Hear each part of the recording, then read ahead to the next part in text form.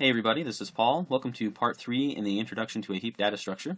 So in this tutorial I'm basically going to be showing you how we can translate a tree structure like this, a heap as a tree, into a heap as an array structure. So basically I just went ahead and I did this already, and I'm going to explain to you how I filled in this array. So basically you just start with the root here, and the root is going to go in index 0 of the array. So I've got 20, the root, in index 0, and then to fill in the rest of the array we simply just go down the tree from left to right and fill in the value. So 13 and 9 would come next, 13 and 9 are there, and then 8, 5, 3, and 7, 8, 5, 3, and 7, and then we go down to the bottom row, 6, 2, and 1, 6, 2, and 1. So it's pretty simple to see the relationship between the tree and the array when you look at it that way, but we need a way to be able to let our computer know, our program know, what the relationship is between the parent and the child. So it's really easy to see in this tree structure, but not so easy to see in this array structure. So basically I've written down the algorithms that basically tell us which child belongs to which parent and what children the parents have. So basically if we're looking for the children of a certain parent, n is going to be the index of our array, and if we're looking at some certain index of our array, then it will have children at 2 times that index plus 1, and another child at 2 times the index plus 2. So for example, if we wanted to find the children of our root node here, we would basically look at its corresponding index. So the root has an index of 0, and so we're going to use that index number as our n here. So basically array index 0 will have children at 2 times 0 plus 1 and 2 times 0 plus 2. So 2 times 0 plus 1 is 1, 2 times 0 plus 2 is 2. So we end up with a 1 and a 2, which tell us which indexes hold the children. So 1 and 2 are the indexes, and they hold the children 13 and 9. So 20 is the parent of 13 and 9, just like we see in our tree here. So if we were to try to figure out what the children of the number 9 is held in index 2. So we use that index number as our n. So 2 times 2, which is our index number, 2 times 2 is 4, plus 1 is 5. So index 2 has a child in index 5. 9 has a child of 3, and there it is on our tree. So if we look at the other child here, 2 times 2, the index that we're looking at is 2.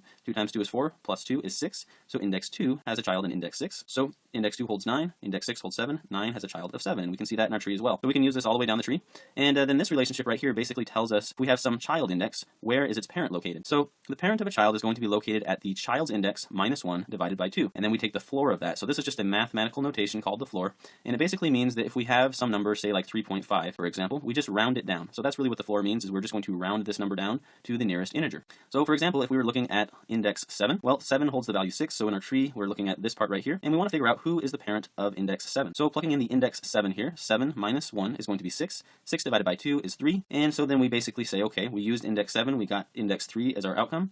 That means that 6 is the child of 8, and we can see that in our tree here. And we can also look at, if we wanted to, this one right here, 2 is located in index 8, and so we plug our index 8 in here. 8 minus 1 is going to be 7, 7 divided by 2 is 3.5, we take the floor of that number, which becomes 3. We ended up with 3 as our result when we plugged in the value 8. So index 8 is the child of whatever is in index 3, or the value in index 8 is the child of the value in index 3. So 2 is the child of 8, just like we see in our graph here.